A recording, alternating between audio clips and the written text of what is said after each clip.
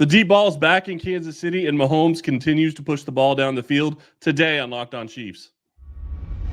From the land of the free and the home of the Chiefs, this is the Locked On Chiefs podcast.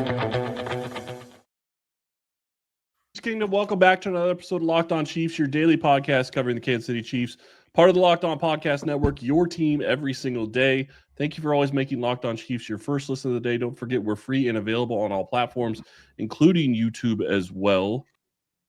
Today's episode is brought to you by Game Time. Download the Game Time app, create an account, and use code LOCKEDONNFL for $20 off your first purchase. Thank you all for listening. Training camp is still ongoing. We are going to have a lot to talk about this week, getting ready for the first preseason game, which comes less than a week away on Saturday. Really looking forward to that. We're going to be talking about who's under pressure a little bit later in the show, the Tanyan effect in the next segment. But we're going to talk about Mahomes maximizing more targets and throwing the ball downfield. I am Chris Clark from Chiefs Corner. He is Ryan Tracy. It's that way.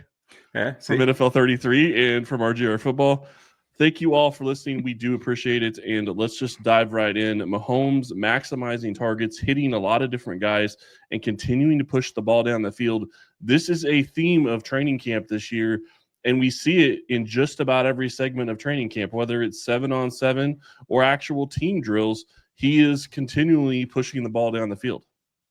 Yeah, it's consistent. And we talked about it even before OTAs when we first heard a little bit about what they were trying to concentrate on. And it is a concerted effort. And I think this signals two things to me that we talked about in the draft cycle.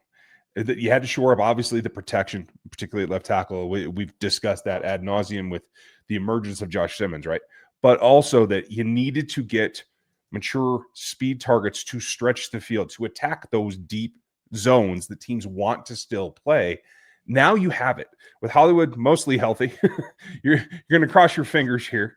I know everybody's real concerned about Hollywood. I don't think it's anything drastic, but he may just be a guy that is never going to be 100% for 17 games, 20 games. And that's part of the math, right? But with him, with Xavier, with Thornton, I think pressing right now to be on this roster, regardless, I think it's now to the point where you can see attacking deep, and those teams that want to play like 6 and 9 and just stay back there, now all of a sudden you have guys that can run through those zone coverages where safeties have to turn and run with them, and that opens everything up. And I think it's a two-pronged effect that now lets him concentrate on going deep. Well, and you talk about, Thornton being a guy and Hollywood Brown being a guy and Xavier Worthy being a guy that they're all going to be throwing the ball deep to. And don't get me wrong, I get all those, but it's Juju hitting some of the deeper crossers that you see in videos from training camp and you hear about. But the ones that I really want to talk about, focus on this segment, Jalen Royals is stepping up and continues to get a lot of play with the ones, continues to make tough catches. He had a catch in the corner of the end zone against Brian Cook where he fought away the ball from Brian Cook. It was a fantastic catch on his part. Shows the effort, shows that Mahomes trusts him because Mahomes put that on a dime and put it in a tight window to make that throw regardless. And then you have another guy in Jason Brownlee who we haven't really talked about too much, but continues to get time with the ones. And I understand part of that's probably because Hollywood Brown is out, but it does show that he is progressing and they're wanting to see what he can do with this first unit. I will mention, too, I don't think it's just that Hollywood's out. It's that Sky Moore's out as well. And as much as we have come to a determination about what we think this roster should be in terms of this group of receivers, the team still wants to look at Sky Moore. So he was still getting reps, even certainly with the twos and some with the ones as well. So his sidelining also opens up more opportunities. And kudos to Royals. Stop me if you've heard this before, because it is getting faster and faster the last, 4 seasons about how much they indoctrinate the rookie wide receivers into the offense faster and faster and faster, sometimes by necessity. But now, as you're going to have to play a role, we want you now because you're literally the X factor. The NFL doesn't know what you can do. We're going to use you in a way that I kind of feel like we always talk about chemistry and earning Mahomes' trust. I feel like it's kind of Mahomes saying, I'm going to put my trust out there. I'm going to start forcing it to you a little bit more maybe sooner than I would have in years past because it's worked for Rasheed, it's worked for Xavier, right? And by doing that, I think then that brings the confidence up from the other side. Well, and I think part of it is you look at what they're doing with Royals, and they did this to an extent with Worthy last year. They didn't focus putting Worthy in all three different positions. They focused on specific things for Worthy last year. And I think that they're doing the same thing with Royals this year. Now, for Worthy, it worked out differently because of all the wide receiver injuries. They had to force him into other roles that they didn't expect him to have to play. And I hope that's obviously not the case for Royals, but it's one of those things where they're focusing on, this is what we want you to learn to do. You get good at this and we'll start giving you more. And Royals is showing practice after practice after practice, continuing to make plays and continuing to make plays with the ones, not just with the twos. And that means something. That shows that there is going to be a part in this offense for Royals, regardless of what happens with Hollywood Brown or Worthy or Rice or any of those, or Juju or any of those other guys. Royals is going to have something in this offense. And I think that's kind of surprising to me because I expected that he would be a guy that would, based on who's on this roster already, would be somebody just in the background, maybe playing special teams a little bit. But I think that he's going to get 10, 15, 20 snaps a game, maybe not the first couple of weeks, right, but he's going to be on the field more than I expected. Yeah, I agree with you. Like, what would that be? Probably 65 plays a game. You're talking almost a 30% play share for a rookie in this case. If everyone's healthy, I think that's probably half that, maybe 10%. So maybe 6 to 10, somewhere around there. But absolutely, attrition is going to happen with this group of receivers. We know that. So there's always going to be, yeah. There's always going to be an opportunity for a few of those reps to come his way. Whether I really do like the attitude that Juju's bringing to this particular camp as well, being the elder statesman to kind of drive things. But I think there's a ceiling to where Juju can actually perform. And we saw it even a couple of times last year where it wasn't broken plays, but it was plays where the deep threat had taken the coverage so far that Juju's able to work underneath. You're going to see more and more and more of that for both him and Royals.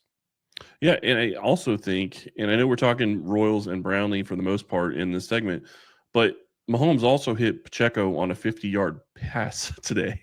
And while you're not going to see Pacheco running down the field very often on a pass that deep, my point is, and this whole segment is focused on Mahomes continuing to push the ball down the field. There were other routes. This was a 7-on-7 drill. There were other routes in the segment, but he saw an opening for Pacheco and took the throw regardless. And I understand it's practice, it's 7-on-7. Who cares about interceptions? But when you're trying to push the ball down the field, you are continually taking the deepest shot you possibly can and feel good about. That is going to continue to be something that is going to be focused on for the rest of this week in camp. And I think the entire preseason. I think they're going to take a lot more shots in the preseason than some people would expect. And I think it's going to boil over into the regular season as well. I hope so. I think that play was actually more about who's under pressure, under what. We're going to cover that later in the show. Fair enough. And when we get back, we're going to talk about the Robert Tonyan effect because there are some injuries at the tight end position that are a little bit worrisome at this point. Time to fuel up and turn it up with 5-Hour Energy Transfusion. It brings the bold grape, ginger, and lime flavor of your favorite golf drink, minus the alcohol, into a quick, energizing shot. Whether you're sinking birdies or trying to make memories with your friends, this one's a hole-in-one in your energy game. And to be honest, some days on the course or even off of it, you just need that extra boost to stay sharp and stay energized. I use it whenever I'm getting low on energy or I need to make it through a show or it's tough. Wherever the game is taking me, I can use 5-Hour and get back into that game. Golf is all about good times and good people, good flavors, of course. You got to have those. The grape, ginger, lime flavor use the best parts of the clubhouse to go without any chasing or the need for a bev cart. That helps. If you go to 5hourenergy.com today, that is the number 5hourenergy.com, you can get the promo code LOCKEDONGolf and receive $20 off of your order. This offer is valid only until September 30th on one order and cannot be used for other promotions. The code is not good for subscription orders. Whether you're meeting with your friends or trying to turn 18 holes into 36, get energizing boost that you need from your power, though. Order transfusion-flavored 5-Hour Energy shots today. Stop me if you've heard this before. They need to find somebody to replace Travis Kelce, at least to an extent. And right now it looks like it's Robert Tonyan. Not exactly the way you were wanting that to go at this point. Obviously, injuries with Jared Wiley last year, coming back from an injury. He's still not in full 100%. We know that. But he didn't practice on Sunday. And you are also missing Jake Briningstool, who hasn't practiced in training camp for quite a while with a hamstring issue. So you were down to Noah Gray, Travis Kelce, and Robert Tonyan is your third tight end right now. I thought coming into this camp that we are going to be talking about having to make difficult decisions at this position group. We've discussed at times the way they've looked, we can see keeping 4 tight ends. At this point, I don't know that there are 4 that they can reliably trust on. I expect Jay Briningstool to go to IR at least temporarily to begin the season. I expect Jared Wiley to do the same. I don't think you can carry him in the physical condition that either of them are in right now on the 53.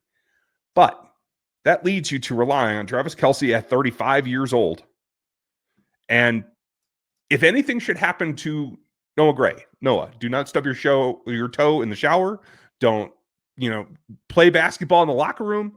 Take it easy, because if something happens to Noah Gray, it is 31-year-old Robert Tonyan going out there trying to be tight end too, and that's what scares me. Now, Matt Derrick will tell you, and a lot of folks will tell you, that they're excited about what he has been doing, and good for him. A renaissance of his career is something that we should be celebrating. But at 31 years old and having to make that comeback, quote unquote, doesn't make you feel like if he had to stand in for a significant time that he's capable of doing that for the longer run. And having 2 30-plus-year-old tight ends on the field makes me absolutely nervous. Well, and I will say I am very glad that the NFL changed the rules a couple of years ago and allows you to move people to IR on around the cut down time and not make them be on the 53-man roster, because if you have 2 of those guys at tight end, that is really going to hamper who you can keep. That's not going to be an issue this year, but it is something that I think that you make a great point. Both those guys are potentially going to end up on IR. If Briningstool doesn't come back in the next couple of days, I would say that that's more than likely where he's headed. And while it would be great for him to be able to play this year and get some time, to an extent, if Jared Wiley is ever going to be back this season, which I'm not sure he will be either, you would have hoped that one of those guys could end up on IR and save their legs and give them the ability to control that person for the roster. But Tonyan being the third tight end is something that I didn't see coming. And honestly, when we started talking about training camp and their roster for training camp, we didn't think that Tonyan had a chance at making the roster. At this point, it seems like he's probably, I'm not going to say a lock, but getting pretty close. He keeps making plays right when he's out there. That's the other thing. Like, he continues to perform, so you can't get upset about that. It's not like he's not doing anything. He is making plays. He's making one-handed catches and showing that he belongs on this roster. But I agree with you. Having him at 31 and Travis Kelce at 34, 35, not where you want to be at the tight end position in 2025. No. This reminds me of the draft quite a bit, to tell you the truth. You get somebody with an extreme athletic matrix that maybe hasn't been productive on the field, or you get somebody that tests in one aspect really well and has some shortcomings other. It's about projection. We know Robert Tonyan has a history of making plays, especially with Aaron Rodgers. He looks like he's making a ton of plays in camp now. There's a connection developing with Mahomes. It's projecting whether, if forced into service, he can actually survive an entire season. And I have no way to do that. I'm a little more pessimistic than most, and I do admit that. But that is something that has to come into the math. Yeah. No, it absolutely has to. And you have to wonder if he is going to make this roster, and it's going to be Travis and Noah Gray and Robert Tonyan. That is a little concerning, because the reality is if you end up putting a guy like Briningstool and a guy like Jared Wiley on IR, maybe you get both of them back this year. Maybe you don't get either of them back this year. Who knows? Obviously, you could get one back and not the other. We'll see. They have another tight end in camp that was injured all during OTAs, and Trey Watson, who it sounds like they like. But that's even more of a bigger issue, because you're sitting there talking about a guy that has very little experience, and the level of competition from where he's coming from to the NFL is going to be huge. He would be tight end 4, and I don't think that he would be on the roster. But the problem that you run into with him is you likely are going to put him on the practice squad. And are you going to feel comfortable if one of your other 3 tight ends goes down and he has to come up for game day? That's a problem. That leads me to what I was just thinking. The guy who plays maybe the third most number of snaps from the tight end position this season might not be on the roster yet. It's possible. There is a distinct possibility they have to make another acquisition because of those 2 facts. And if one of these 3 guys in Tonyan, Gray, and Kels, obviously, were to have to miss time. So I do think this is something around cuts, etc. Maybe even before that, Brett Veach and his team are going to be watching for who could be available. Yeah, and they have a lot more information than we do right now. That they know how quickly that Briningstool could be back versus we have no idea. We just know he's not practicing. I don't think that, from what I've seen from Jared Wiley and from the reports that have been coming from camp, I don't think he's anywhere really close. So he's still, in my opinion, a couple of months from being a healthy, being even close to 100%. He may be able to play, but not to the effectiveness that you're going to want, and it's not going to be a good experience for him or this team, I don't think, on the field until at least October, if not November, at best, in my mind, just because of when his injury occurred. So that's going to be something to watch, and I agree with you. I think that you have to be watching at roster cuts. You have to be thinking, okay, can we find a tight end 3 somewhere? Can we find a tight end 4 that at least gives you a little bit more than just the guys that we already have on the roster? And maybe it's not even that you bring somebody in and put them on the active roster. Maybe it's just somebody you sign to the practice squad that is going to be a guy that comes in, learns the offense on the practice squad, and is called up if there's an injury at tight end, or is called up if they want to go for tight ends in a specific game. Yeah, the break glass dude. I think that's perfectly viable. Yeah. There's lots of different ways that could go. Going to be very curious to see how it shakes out. But when we get back, we're going to talk about some of the guys that are under pressure and what it could mean for the Chiefs in 2025. Have you ever decided at the last minute to head to a ball game with friends and family? Maybe it's a game day and you suddenly realize you want to be in the stands. That's exactly where Game Time comes in. It's the easiest way to grab last-minute tickets without the stress. With the money you save on tickets, you can splurge on food, drinks, merchandise, or even invite a bigger group to come with you. Game Time makes it possible. Game Time makes buying tickets fast and simple. Prices on the app actually drop the closer you get to first pitch, and they've got incredible last-minute deals, clear seat views, and a lowest price guarantee that takes the worry out of buying.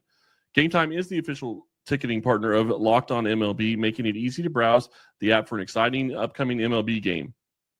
Tired of endless scrolling, trying to find the best deal? Game Time Zone Deals pick the best seats in the section for you. Seat views right in the app before you buy, so you know exactly where you'll be. Take the guesswork out of buying tickets with Game Time. Download the Game Time app, create an account, and use code LOCKEDONNFL for $20 off your first purchase.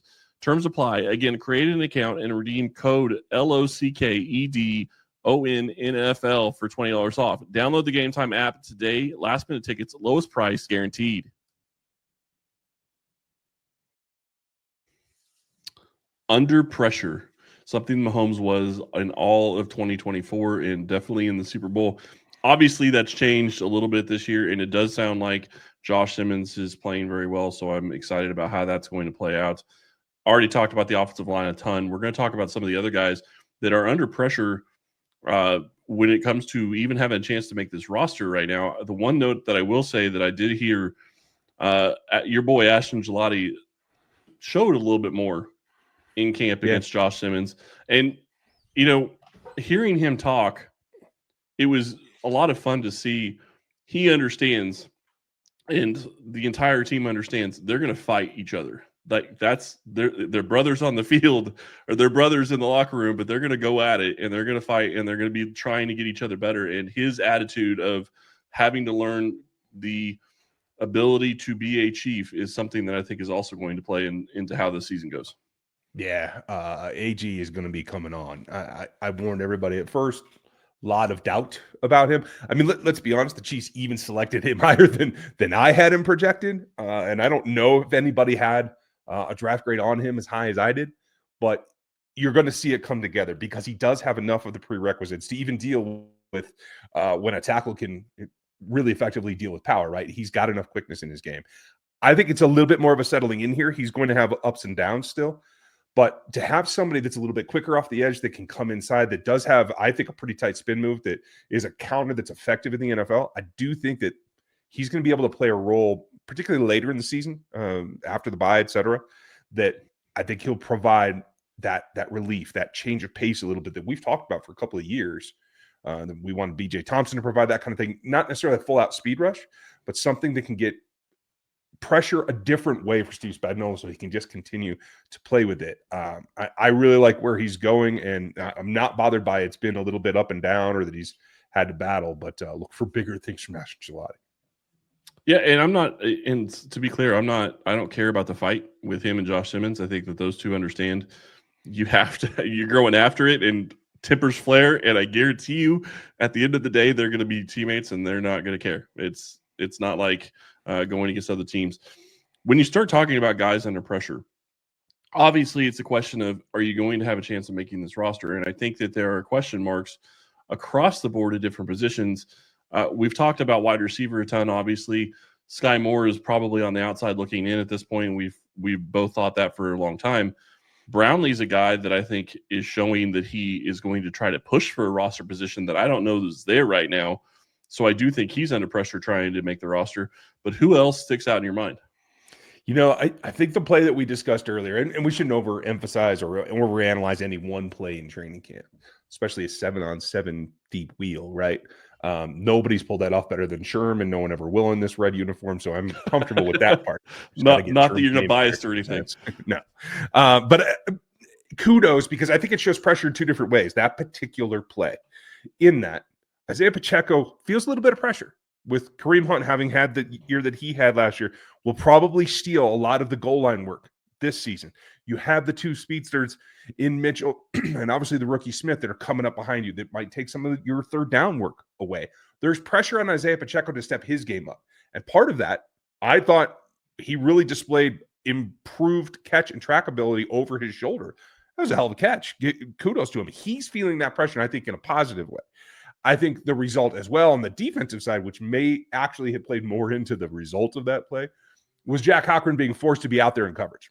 And that is because Drew Tranquill's back, is keeping him out of practice right now. The rookie Bossa is a natural coverage athlete. And I think now Jack Cochran is also under pressure.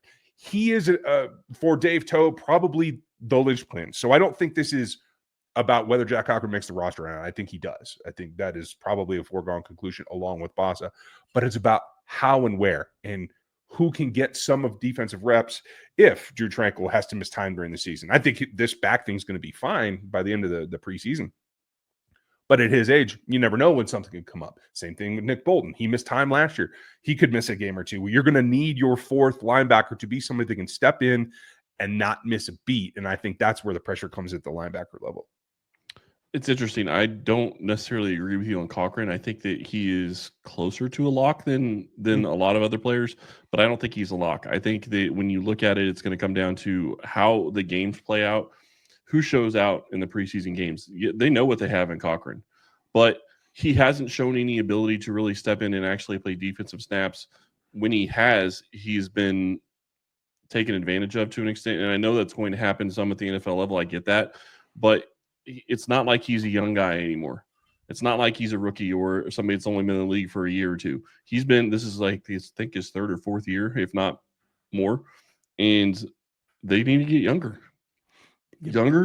cheaper. If he gets faster. If he gets to a point where, and Bossa is already on this roster, there's no question in my mind that Bossa is going to be on this roster. Just watch the way he runs on the field. Gives him a distinct advantage over just about any other linebacker on the roster that's not a starter. And I do think that really matters. But then you start looking at, okay, can any of these other guys come in and be a special teamer? Can they come in and do what Cochran does and be one of those core special teams guys? And that's how you're going to make the roster. There are a couple of guys at that linebacker position who could push him. And if it's close, I wouldn't be surprised if Cochran isn't on the roster this year. It's certainly a possibility. Maybe it's a little bit longer shot, but it's out there. And the guys that we talked about earlier on the wide receiver spot, there's also a flip side to that coin on every single play, and that is the DBs that are covering them. If they're making these plays deep, what's going on? Kudos to Najee Johnson, who just got married. It looks like he stepped his game up.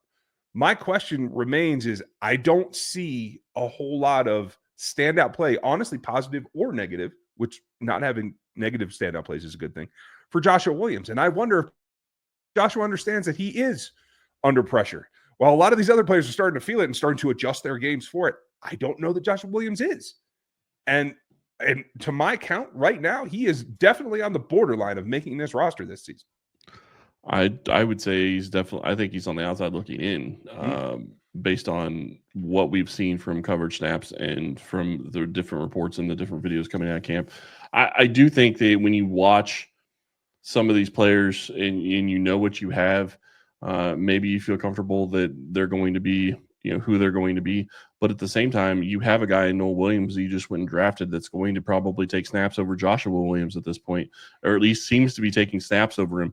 That's a problem for Joshua Williams because that cornerback room was already deep as it was, and he is a strictly outside guy. And the problem that you're running into is Christian Fulton's an outside guy. Jalen Watson's an outside guy. Trent McDuffie has been playing mostly outside, although he can play inside. But Najee Johnson's an outside guy. You're talking about all these guys that are outside guys. You have to have somebody that can play the slot. And while Chamari Connor might be that guy to an extent, you're going to have somebody else there. You're getting so deep in that corner room before you even start talking about a Noel Williams or a Joshua Williams. Joshua Williams has a chance at not making this roster, and I would not be shocked if he is somebody that is traded before the regular season starts. Well, I have to admit, I think that's maybe the best outcome for Joshua and for this team. Potentially, could put something together where they get some kind of draft compensation and he has a chance to fight for playing time somewhere else. I think that's probably a plus for in both cases. Yeah. And it's kind of surprising because he has started at times for the Chiefs over the past couple seasons, but he just seems to have taken a back seat to everybody else on this roster right now. So I do think that it's possible that he is not on it when the regular season kicks off in Brazil this year. Anybody else that sticks out to you when you're talking about being under pressure? Those are the big ones for me. Obviously, we've talked about the O-line being mostly set. We know the wide receivers are mostly set.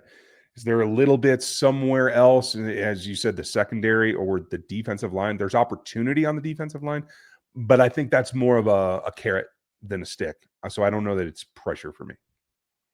Well, and I will say that Omar Norman-Lott has been taking a lot more snaps with the ones. I know we're talking about being under pressure. He's not, but he is providing pressure, and he is showing that he looks like he is a guy that is going to perform and help Kansas City this year. We'll see how much that ends up being.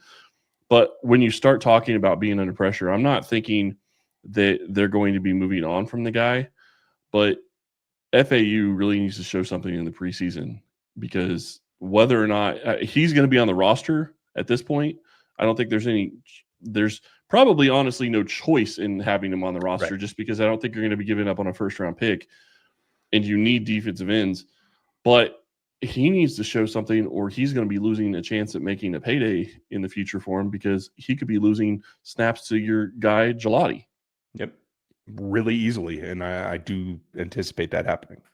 Yeah. So lots of questions when it comes to FAU, which I understand a lot of people were very frustrated with that pick. I get it, but at the same time, Brett Veach has shown he has hit on more than he has not hit on. So I'm still comfortable with that, and that was a bad draft position for them to be in, and you get what you get. If he can produce some kind of pressure for the Chiefs this year in 2025, that is a positive moving forward.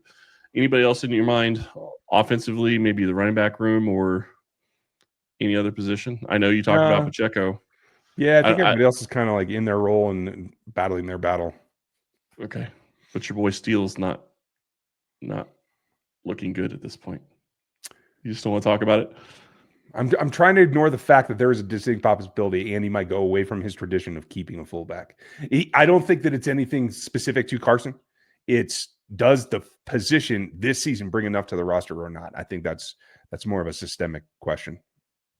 The one thing I will say that could work into his favor is when you look at the Chiefs tight end room, he can't play tight end, but he can do some of the things that they asked the tight ends to do. Mm-hmm. So is it possible he ends up on the roster because they're so short at the tight end position to kind of help what they do at that role and at that position? Is it possible that happens? If he isn't on the roster, I do think it's possible he ends up on the practice squad because I don't really see him going elsewhere. Yeah, I don't think there'll be a ton of pull elsewhere either. That is going to be it for us today. Thank you all for listening. We really do appreciate it. Go like and sub on YouTube and wherever you find your podcast. And we will talk to you tomorrow. No practice on Monday. Thank you all for listening, and we will talk to you then.